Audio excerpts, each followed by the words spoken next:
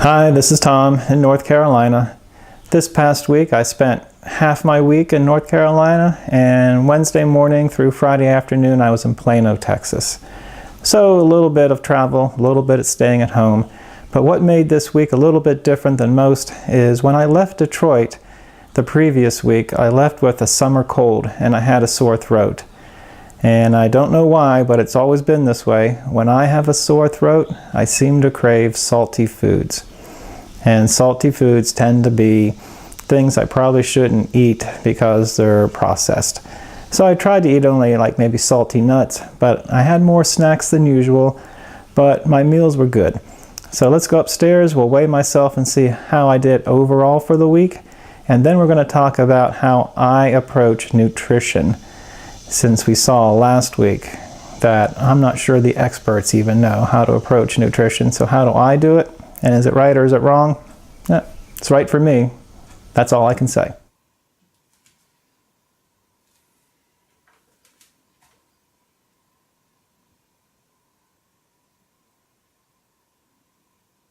Alexa, what day is it?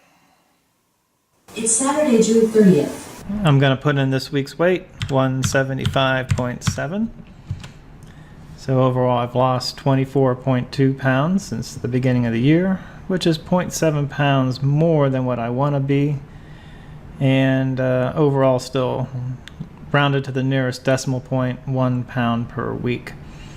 As I mentioned in the intro, I had a sore throat all last week, just hung on, and when I have a sore throat I crave salty foods, and so I was snacking more than usual. And really, at the Embassy Suites manager's reception, they just had potato chips and tortilla chips with salsa, and I did not do well there at all. So overall, I mean, I did lose weight, but not nearly as much as I want. I'm going to try to fix that this week. I'd really like to be down to 174 on Saturday morning, put me right back on track. And since I'm home, I should be able to concentrate on that a little bit better. The only thing that I have is July 4th is this week. And not only is July 4th, it's also my son's birthday. And I will be having cake and or ice cream there. That's one of those things where I certainly don't want to eat a whole lot of it, but it's not on my taboo list. I will eat it, just not nearly as often as I would if I was trying to gain weight. So I will have cake and ice cream on Wednesday, but not that much. And hopefully it won't be enough to keep me from my goal of being at 174 on Saturday. So this is Monday, July 2nd.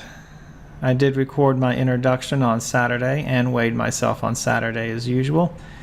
And I had planned to talk about what I considered good nutrition, except over the weekend when I was thinking about it, I ran into some dilemmas. I've decided to change what I'm going to go over today just a little bit. Instead of telling you what I think is good nutrition, I think I need to define what is bad nutrition first. So let's go do that and show you what I came up with.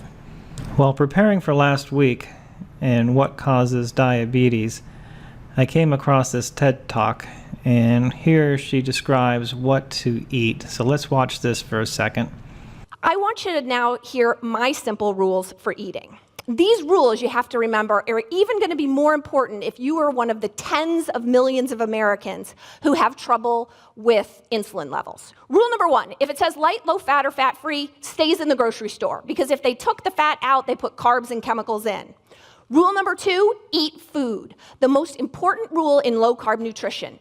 Real food does not come in a box, and no one should have to tell you real food is natural. You should know that when you look at it. And even though she didn't use the word processed food, she used the term real food. I took it as there's real food and then there's something else.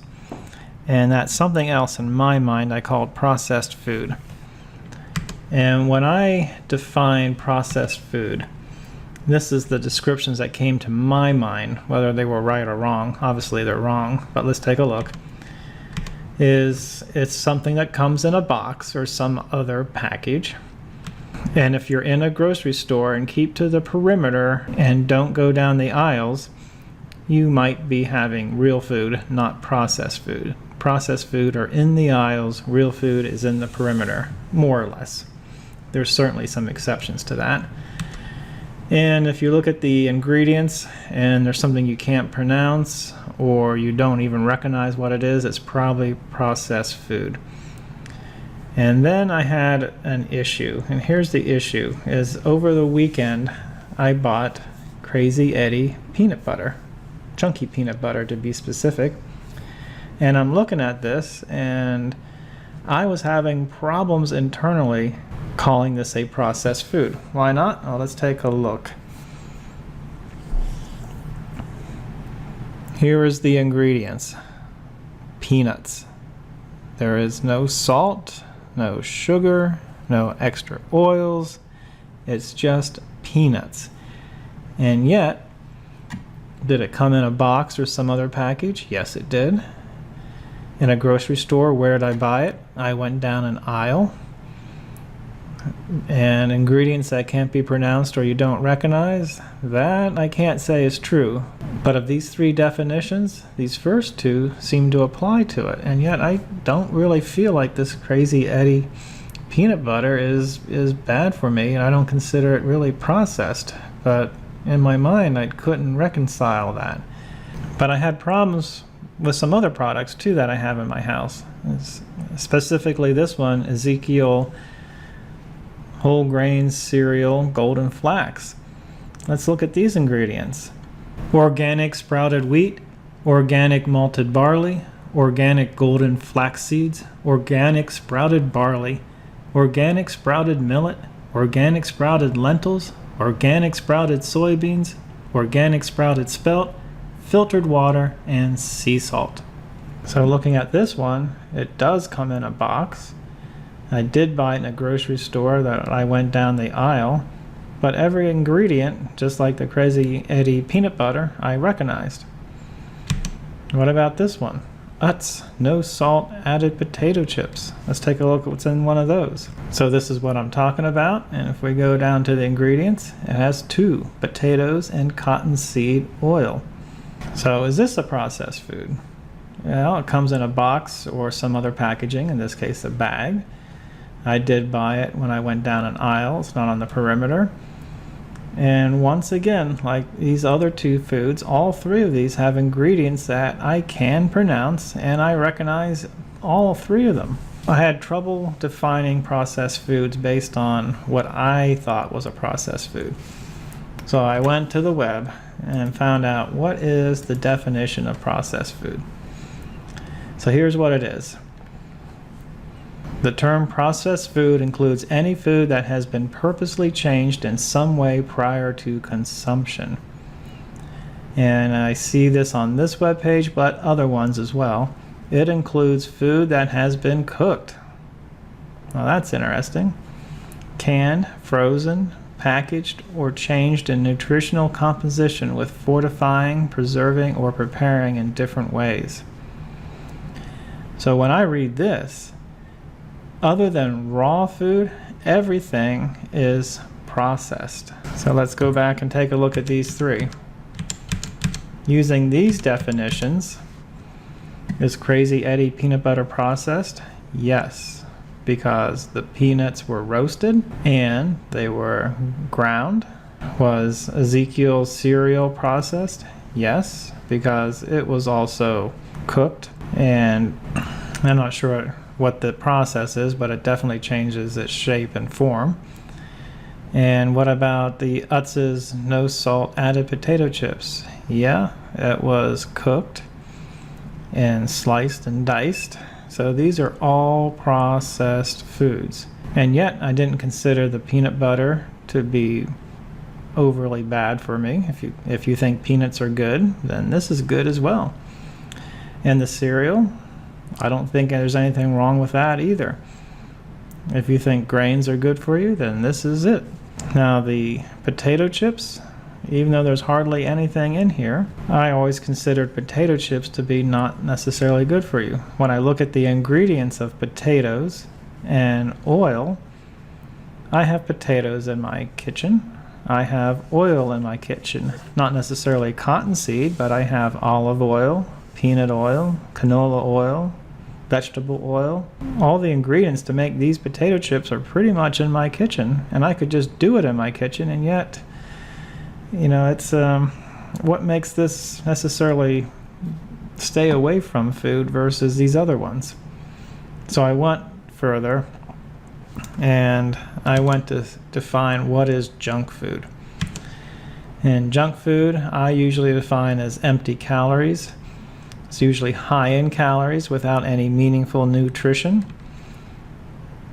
Often junk food is going to have sugar or other sweeteners, whether it's real sweeteners or artificial sweeteners added, or salt is added, and fat is often added. So let's take a look at junk food according to Wikipedia. Food containing a large number of calories from sugar or fat with little fiber, protein, vitamins, or minerals. So I like this. I think this definition is going to help me define what I think is good food and bad food. Processed food didn't really help me at all, but junk food, yes. I don't consider Crazy Eddie peanut butter junk food. I didn't consider Ezekiel Cereal junk food, but Utz's potato chips, yeah. This is pretty much the empty calories, high in calories without a whole lot of nutrition. Potatoes do have some good things in them, but when you deep fry them, it takes away a lot of that nutrition. Now, sugar wasn't added, but salt was added. Fat was added by the process of how it was cooked. So I'm going to define Utz's potato chip as being junk food. So I should stay away from it. So let's look at this one. Whole Foods peanut butter. I went to YouTube to get some video footage of this Whole Foods peanut butter machine, trying to decide whether it was processed food or junk food. So let's watch this video. Press start. Oh.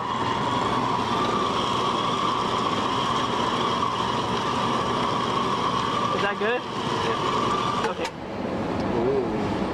And I didn't catch it at first, but I thought they were just grinding peanuts. But it was not peanuts, it was honey roasted peanuts, and it's hard to see, but let's look at some of the ingredients here. And when I look at this, I define it as processed food, and I also describe it as junk food, only because of the peanuts they were trying to use. If they had chosen just regular peanuts like Crazy Eddie did, then I wouldn't consider it junk food. But using those peanuts, absolutely junk food. And by definition, let's take a look. If I made peanut butter at home using my Vitamix machine, all I'm using there is also real peanuts, no other ingredients. So once again, just like Crazy Eddie, I'm going to say that is real food, even though it's processed, but I'm not going to define it as junk food.